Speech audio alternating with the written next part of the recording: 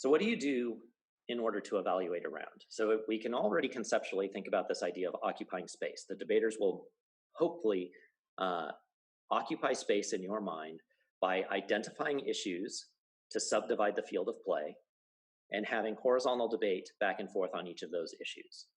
And then they're going to have a vertical debate to assign priorities between those issues. So what do you do then in evaluating a round? What do you need to walk through? This, in reality, starts before you ever even go to the tournament, believe it or not.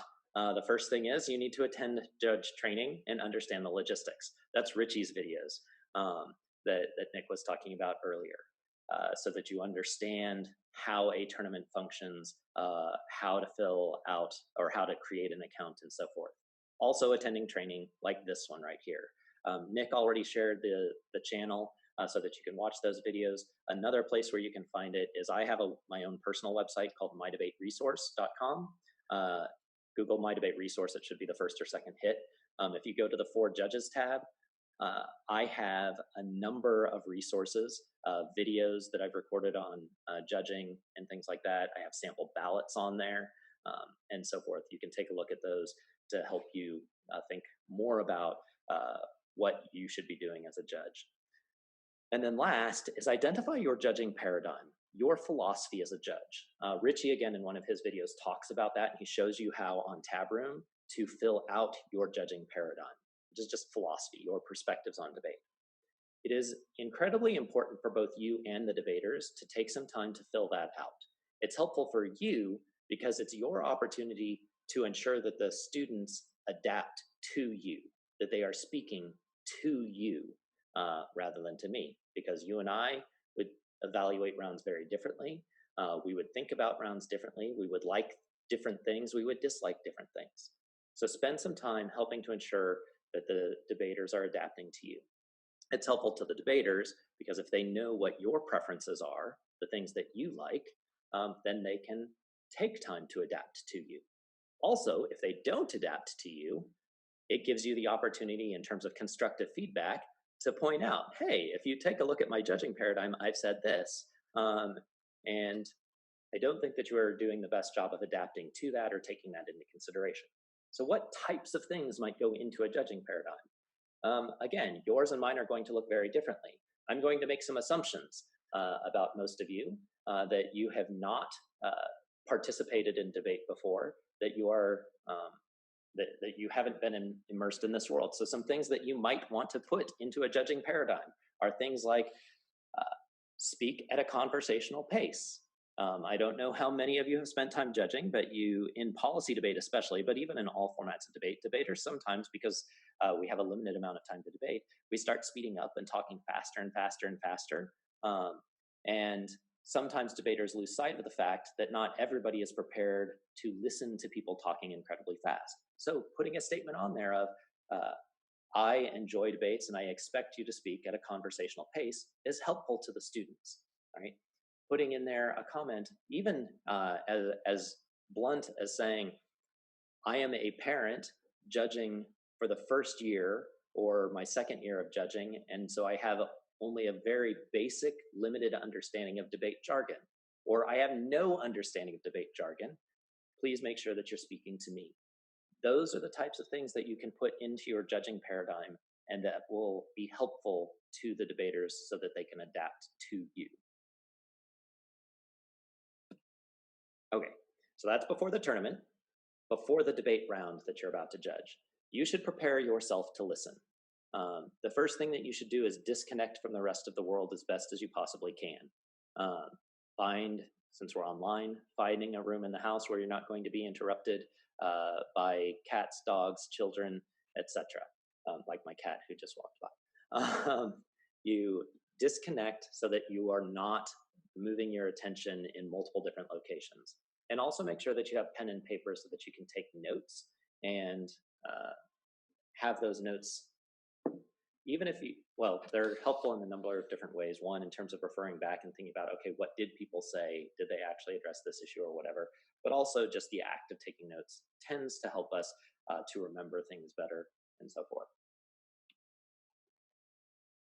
During the round, pay attention and take notes. Watch for places of interaction and engagement.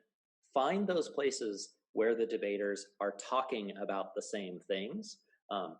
That gives us hints into what the important issues in the debate are, right? The more time that students are, or competitors are engaged in a clash of ideas, pushing back and forth on something, it gives us an idea that that's maybe, not necessarily, but maybe that's one of the most important issues in the debate round. So identify those places of interaction and engagement. I put a bullet, what is cross-examination? Because depending on the format of debate that you're judging, cross-examination plays a different role. In public forum, one of the debate formats that high school students do, the cross-examination period, which is called crossfire, is a time for added argumentation.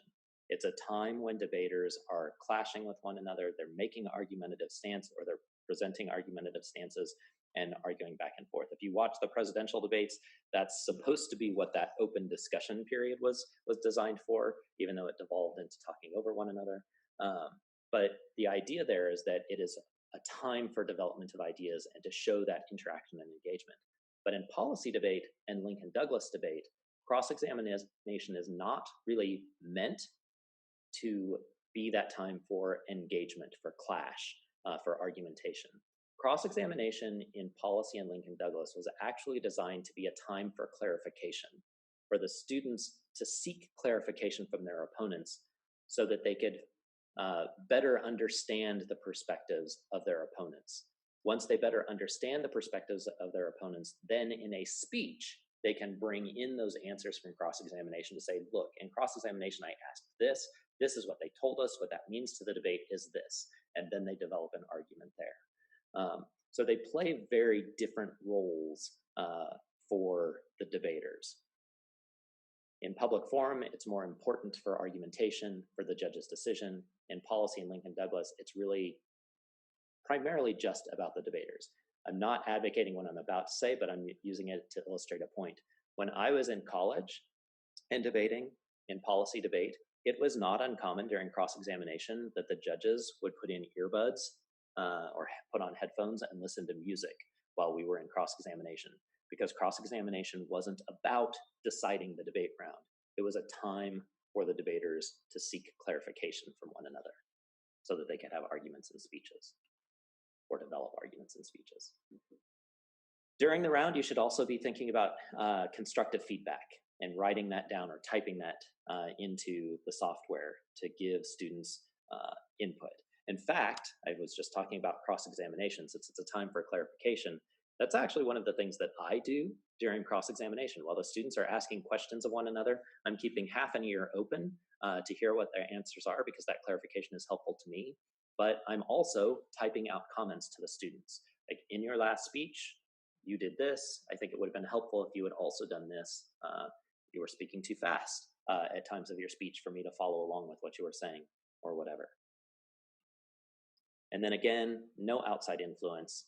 Don't be tempted to look up on the, resist the temptation to look up on the internet your own fact checking and so forth, or conferring with other individuals. Okay, once the round is over, what do you do then?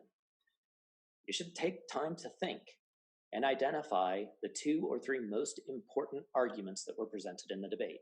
What were the 2 or 3 issues that seemed most relevant because there was more engagement, there was more clash on the horizontal debate, and there was an effort to expand the importance or the relevance of that issue, right?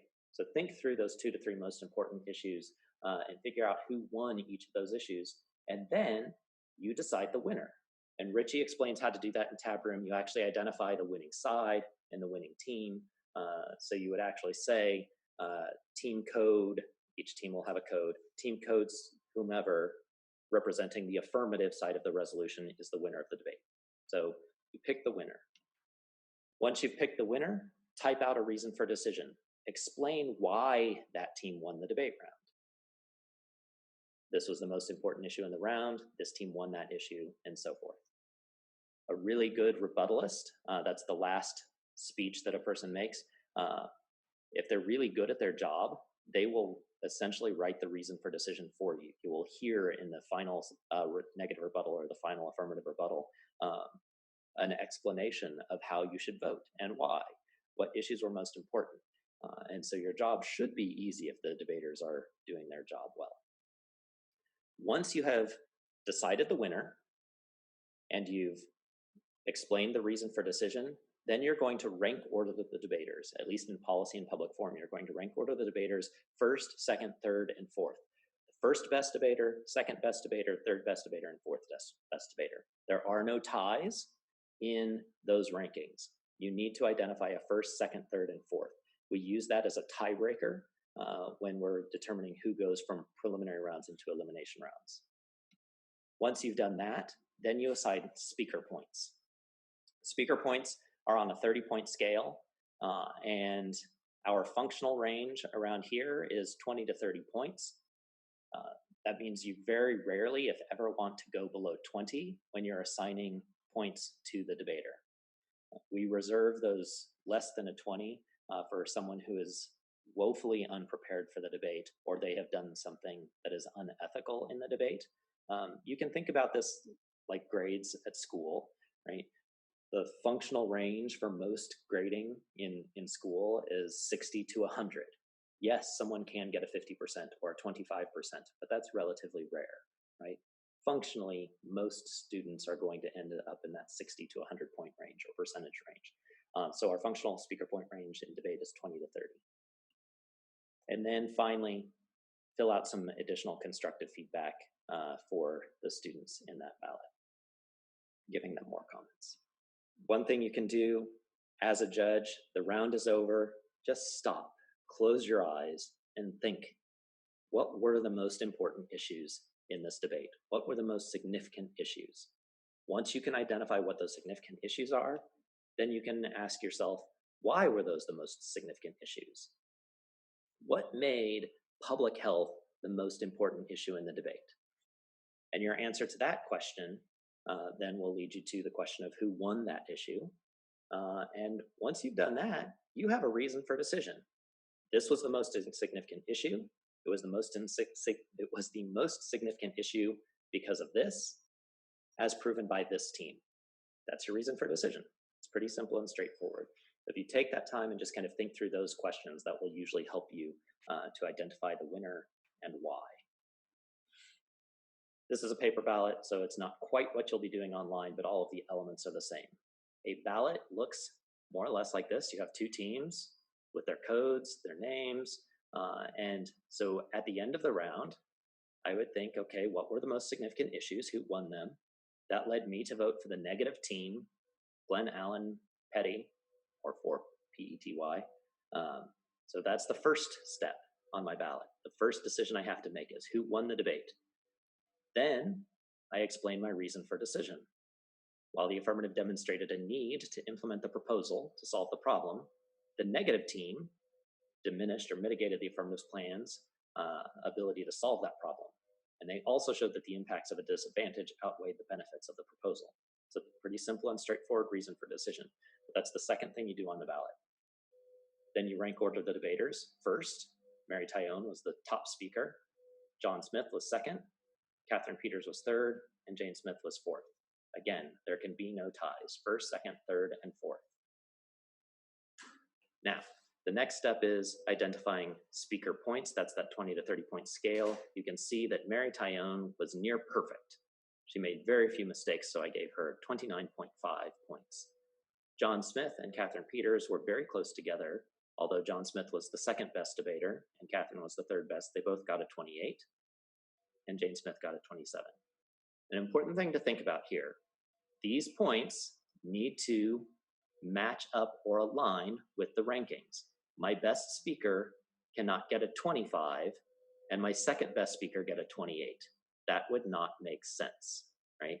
My second best debater cannot do a better job than my best debater in that round, right? So your top debater gets the most points. And that's filling out a ballot. And then these are just examples of sample comments you can make, constructive feedback and so forth. And some positive feedback too, just letting people know what they did well. Remember, we're not being destructive, we're being constructive, we're helping them And so having things like, hey, you have a really great speaking voice, I really love that, or your knowledge about your case was exceptional. um, just things to let them know, hey, you are doing a great job on this, keep it up.